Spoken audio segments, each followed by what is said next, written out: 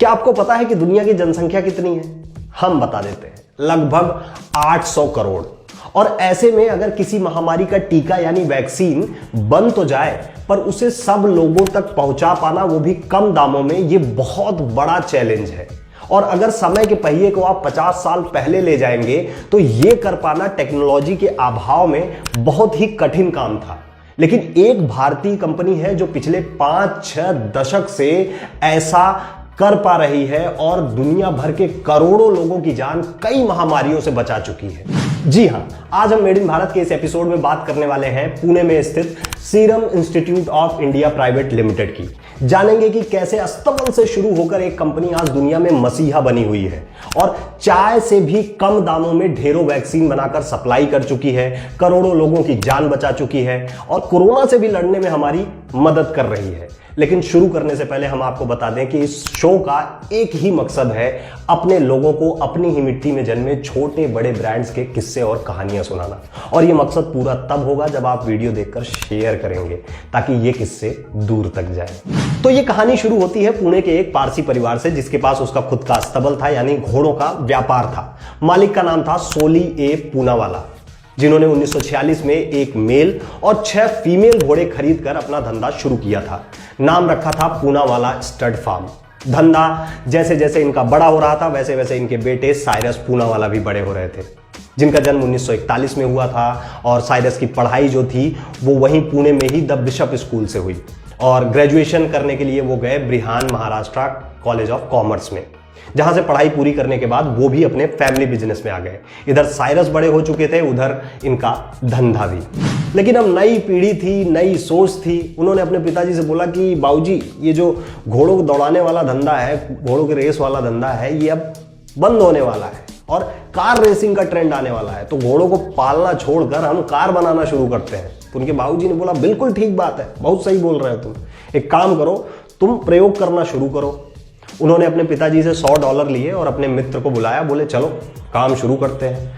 तो एक D type Jaguar उन्होंने उठाई, पुराना स्पोर्ट्स मॉडल था, उसका अलग प्रोटोटाइप मॉडिफाइड वर्जन उन्होंने बनाकर तैयार किया। लेकिन अब उस प्रोटोटाइप की मैन्युफैक्चरिंग का धंधा डालने का उनके पास पैसा नहीं था। साइरस ने यह प्लान ड्रॉप कर दिया। बोले अरे यार, अगर हम बना भी लेते तो अमीरों के मौज के लिए बनाते, कौन सा आम जनता के लिए बनाते। अब एक ऐसा काम कुछ करेंगे जो आम जनता से जुड़ा हुआ होगा। मंथन शुरू हुआ। फिर उसी बीच उन्होंने देखा कि उनके फार्म के जो बूढ़े घोड़े थे उनको दान कर दिया जाता है।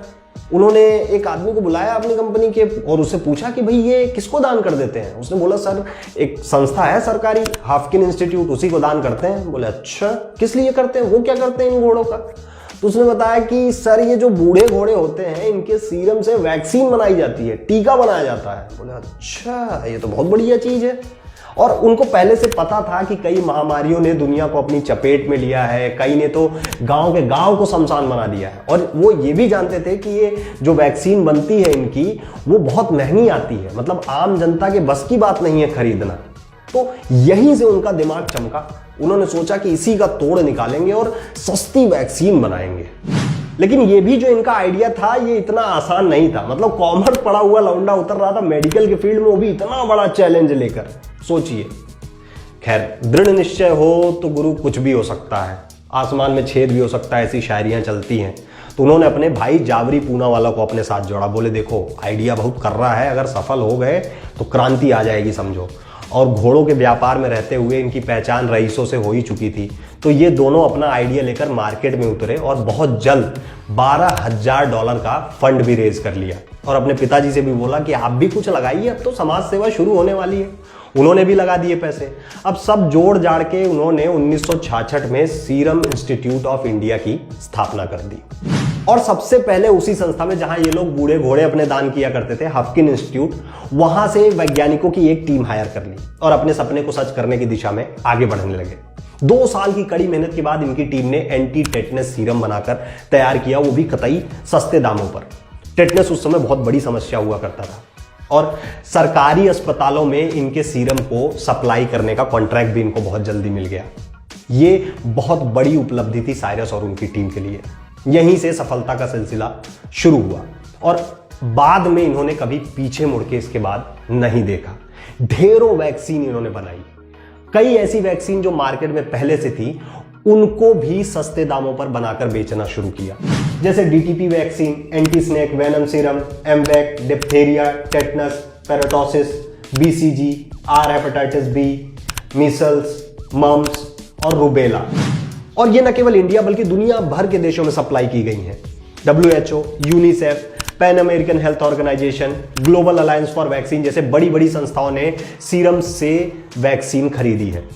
WHO ने इनके 25 से ज्यादा टीकों को सर्टिफाइड किया है। मतलब वैक्सीन की इतनी बड़ी रेंज किसी भी कंपनी के पास नहीं है। इन्होंने अपने कम दामों में, सस्ते दामों में बनी वैक्सीन की वजह से कई गरीब देशों के करोड़ों लोगों और बच्चों की जानें बचाई हैं। कंपनी ने अब तक 170 से ज्यादा देशों में तमाम तरीके की वैक्सीन के 30 अरब से ज्यादा डोजेस सप्लाई किए हैं। 80 के दशक में इन्हीं की कंपनी की वजह से भारत डिप्थेरिया, टेटनस और काली खांसी से लड़ने में कामयाब रहा। आज भी ऑक्सफोर्ड की बनाई हुई कोरोना वैक्सीन को ये भारी मात्रा में बनाकर लोगों तक सप्लाई करना शुरू कर चुके हैं। 2011 के बाद से कंपनी की बागडोर संभाली है साइरस के बेटे आदर पूनावाला ने, जिसके बाद नई पीढ़ी का नया जोश देखने को मिला है। कंपनी ने इस दशक में 5 गुना तक अपना रेवेन्यू बढ़ाया है और दुनिया भर के हर दूसरे बच्चे को इनकी बनाई हुई वैक्सीन लग रही है। मतलब वैक्सीन के मार्केट में, दुनिया भर के मार्केट में 50% तक कब्जा सीरम इंस्टीट्यूट का है, सोचिए। और देश के टॉप 10 अमीरों की लिस्ट में साइरस शामिल है। इनकी कंपनी की वैल्यू 1 लाख करोड़ के पार की है। यही थी अस्तबल से दुनिया की जीवन रक्षक बनने वाली कंपनी की कहानी। आपको अच्छी लगी तो शेयर करके औरों को भी दिखाएं।